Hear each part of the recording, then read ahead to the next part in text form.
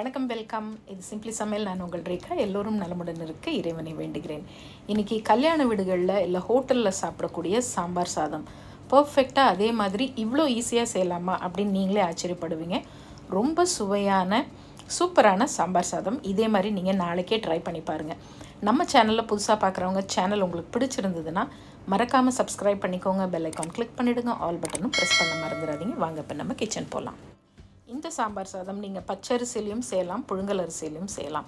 ரெண்டு அரிசிலையுமே செஞ்சு முடித்ததுக்கப்புறம் பார்த்தீங்கன்னா உங்களுக்கு டிஃப்ரென்ஸே கண்டுபிடிக்க முடியாது. ஒரே மாதிரி தான் டேஸ்ட் இருக்கும். நான் இன்றைக்கி பச்சரிசியில் தான் செஞ்சுருக்கேன். 1.5 கப்பு, அதாவது 200 கிராம் அளவு பச்சரிசி, அதே கப்பில் 3/4 கப்பு துவரம்பருப்பு. இது ரெண்டும் ஒன்றாவே கலந்து விட்டுட்டு 2-3 தடவை வாஷ் பண்ணிவிட்டு தண்ணி ஊற்றி ஒரு 20 நிமிஷம் ஊற வச்சுருக்கேன். நான் இன்றைக்கி காய்கறிகள் கேரட், பீன்ஸ், பச்சை பட்டாணி, கத்திரிக்காய் எடுத்திருக்கேன். முருங்கைக்காய் மட்டும் இதில் இல்லை. நீங்கள் ஒரு 4-5 பீஸ் முருங்கைக்காய் ஆட் பண்ணிக்கிங்க. 150 கிராம் சின்ன வெங்காயம் எடுத்திருக்கேன். ஒரு சின்ன எலுமிச்சம்பழம் அளவு புளியை ஊற வச்சுக்குங்க. நம்மளுடைய ஸ்பெஷலான செந்தூர் சாம்பார் பொடியில் தான் நான் செய்ய போகிறேன். நீங்கள் அது இல்லைன்னா வீட்டில் நீங்கள் அரைச்சி வச்சுருக்க சாம்பார் பொடியிலும் செய்யலாம். இல்லை சாம்பார் பொடி உங்களுக்கு லிங்க் வேணும்னா நான் டிஸ்கிரிப்ஷன் பாக்ஸில் கொடுக்குறேன், அதில் செக் பண்ணிக்கிங்க. நம்மளுடைய செந்தூர் சாம்பார் பொடியில் செய்யும்போது மணமும் சுவையும் ரொம்பவே அருமையாக இருக்கும். ட்ரை பண்ணி பாருங்கள். இப்போது கொஞ்சம் முந்திரி எடுத்திருக்கேன், பச்சை மிளகா 1, கருவேப்பிலை, கொத்தமல்லி. இவ்வளோ தான் நமக்கு சாம்பார் ரைஸ்க்கு தேவையான பொருட்கள். இதெல்லாம் நீங்கள் ரெடி பண்ணி வச்சுக்கிட்டிங்கன்னா ஒரு 20 நிமிஷத்துக்குள்ளே நமக்கு சூப்பரான சாம்பார் சாதம் ரெடி ஆகிடும். ஃபஸ்ட் ப்ரெஷர் குக்கரில் ஊற வச்ச அரிசி பருப்பு போட்டுப்போம். எந்த கப்பில் அரிசியும் பருப்பும் அளந்தீங்களோ அதே கப்பில் 6 கப் தண்ணி எடுத்திருக்கேன். பச்சரிசியாக இருந்தால் 6 கப் எடுத்துக்குங்க, புழுங்கல் அரிசியாக இருந்தால் 8 கப் எடுத்துக்குங்க. ஒரு அரை டீஸ்பூன் அளவு உப்பு சேர்த்துக்கலாம். அதுக்கப்புறமா 1/4 டீஸ்பூன் மஞ்சள் தூள், 1 டீஸ்பூன் அளவு நெய். இந்த நெய் சேர்த்து நீங்கள் அந்த சாதத்தை வடிக்கும் போது சாதத்துக்கு ஒரு தனி மணம் கிடைக்கும். அது இந்த சாம்பார் சாதத்துக்கு ரொம்பவே சூப்பராக இருக்கும். இது எல்லாத்தையும் நல்லா மிக்ஸ் பண்ணி விட்டுட்டு மூடி க்ளோஸ் பண்ணி 3 விசில் விட்டு இறக்கிக்கிங்க. புழுங்கல் அரிசியாக இருந்தால் 4 விசில். இப்போ ஒரு எண்ணெய் சட்டி வச்சுக்கலாம். 4 டீஸ்பூன் எண்ணெய் ஊற்றிருக்கேன். 1 டீஸ்பூன் கடுகு, அரை டீஸ்பூன் சீரகம், 1/4 டீஸ்பூன் வெந்தயம். இது 3 நல்லா பொரிஞ்சு வரட்டும். அதுக்கப்புறம் சின்ன வெங்காயம் மஸ்ட்டுங்க. சின்ன வெங்காயம் போட்டால் தான் ரொம்ப சுவையாக இருக்கும் இந்த சாம்பார் சாதம்.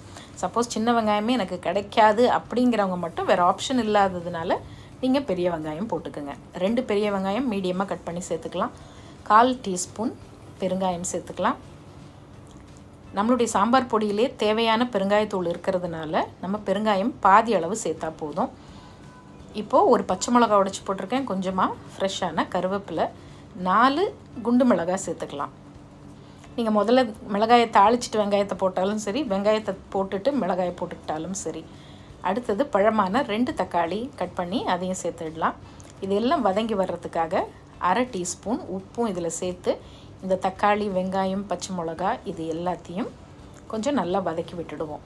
லேசாக தக்காளி குழஞ்சி வதங்கி வர்றோம் இல்லையா, அந்த சமயத்தில் நம்ம எடுத்து வச்ச காய்கறிகள் எல்லாம் சேர்த்துக்கலாம்.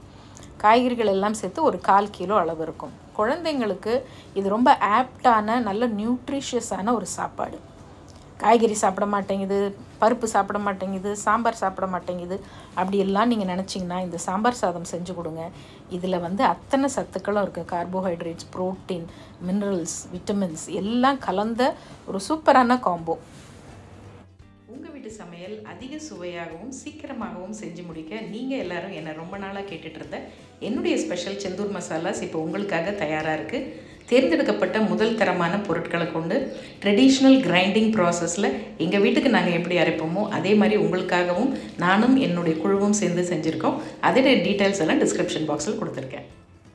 இப்போது இந்த காய்கறிக்கு அளவாக கொஞ்சமாக மஞ்சத்தூள் சேர்க்கலாம். அடுத்தது நம்மளுடைய செந்தூர் சாம்பார் பொடி.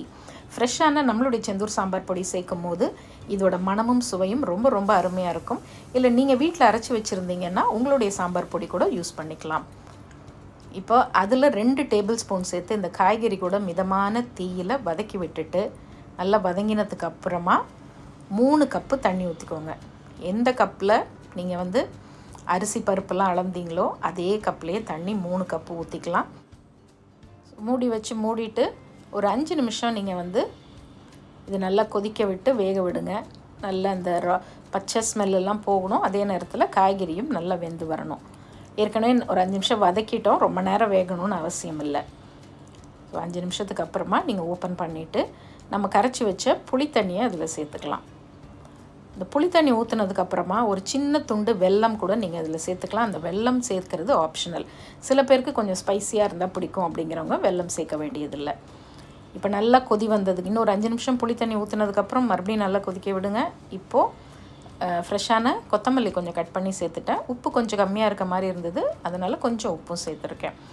ஒரு டேபிள் ஸ்பூன் அளவு நெய்யில் முந்திரியை கொஞ்சம் வறுத்து எடுத்துக்கலாம். இது ஹோட்டலில் சாப்பிடும்போது அந்த கேஷ்யூ நட் வரும்போது அது ஒரு டேஸ்ட்டாக இருக்கும் இல்லையா, அதனால். இப்போ எல்லாமே ரெடி ஆகிடுச்சு. இனி நம்ம மிக்ஸ் பண்ண வேண்டியது மட்டும்தான். இப்போ ப்ரெஷர் குக்கரோட அந்த ஆவி ரிலீஸ் ஆனதுக்கப்புறமா ஓப்பன் பண்ணிவிட்டு நம்ம கலந்துடலாம். ஓப்பன் பண்ணதுக்கப்புறமா நல்ல ஃபுல் சிம்மரில் நான் இப்போ வச்சுருக்கேன். அந்த சிம்லேயே இருக்கட்டும். பாருங்கள், கரெக்டாக பர்ஃபெக்டாக அந்த ரைஸ் நல்லா குக் ஆகிருக்கு. சப்போஸ் உங்களுக்கு கொஞ்சம் நெத்தாக தெரிஞ்சுதுன்னா ஒரு கரண்டி வச்சு நல்லா அதை மசிச்சு விட்டுக்குங்க. இப்போ நம்ம செஞ்சு வச்ச அந்த சாம்பாரில் ஒரு முக்கால் சாம்பாரை முதல்ல ஊற்றிக்கிறேன். அப்புறம் ஒரு கிளறிட்டு ஃபைனலாக மீதியை ஊற்றிக்கலாம். சாம்பார் சாதத்தோட சுவை, அந்த டெக்ஸ்சர், அந்த கன்சிஸ்டன்சி, அது மூணும் பர்ஃபெக்டாக வரணும் அப்படின்னா நீங்கள் இதே அளவுகளை நீங்கள் ஃபாலோ பண்ணி செய்யுங்க. இப்போ 2 பேருக்கு 3 பேருக்கு தான் செய்ய போகிறீங்க அப்படின்னா இதில் அப்படியே பாதி இன்க்ரீடியன்ட் லிஸ்ட் வந்து டிஸ்கிரிப்ஷன் பாக்ஸில் இருக்குது. அது ஒரு தடவை செக் பண்ணிவிட்டு அதில் கரெக்டாக பாதி அளவு எடுத்திங்கன்னா 2லேருந்து 3 பேர் சாப்பிட்றதுக்கு தாராளமாக இருக்கும். இப்போ நல்லா மிக்ஸ் பண்ணி விட்டுட்டேன். வறுத்த அந்த முந்திரியையும் நெய்யோடு சேர்த்துடலாம். நம்மளுடைய ஸ்டவ் வந்து சிம்மரில் இருக்குது, ஃபுல் சிம்மரில் இருக்குது.